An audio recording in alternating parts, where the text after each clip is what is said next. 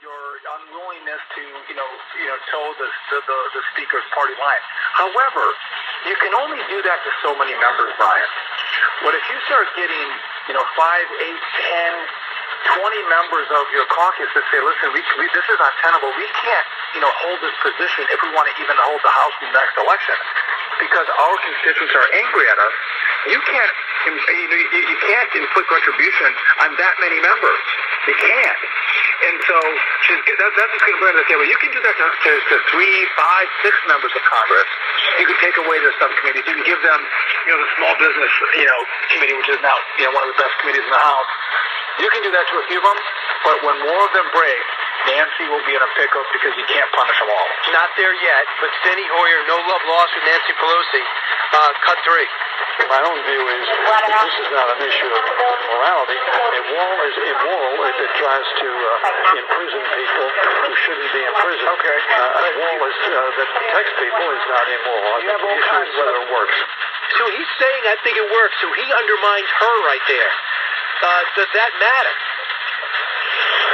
Well, again, this shows cracks in their arguments.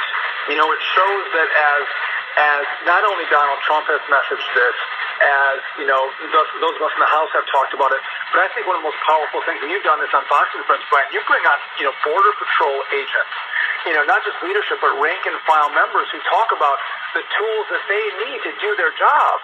And you might see President Trump as a partisan. You might see Chuck and Nancy as a partisan. But you don't see the Border Patrol as being partisan. You see them as average, men and women, American citizens that are doing their jobs to secure our people.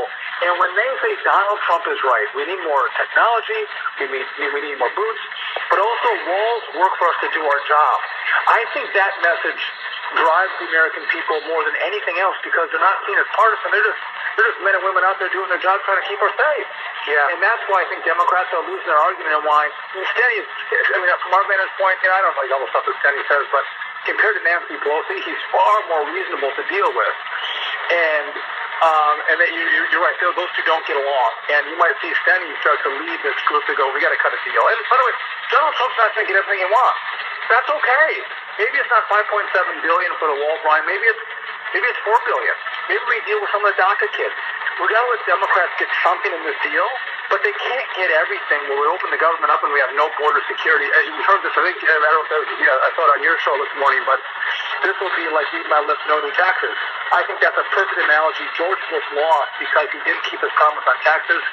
Donald Trump will be bludgeoned if he doesn't keep his promise on border security. He knows that, and Nancy Pelosi knows this well, and that's why this fight has lasted as long as it has. And no one's been willing to budge. So far, Congressman W., Republican out of Wisconsin, I know you're with the president on this, but nearly half of the voters, 49%, say Trump is mostly to blame for the shutdown, up slightly from 47% last week.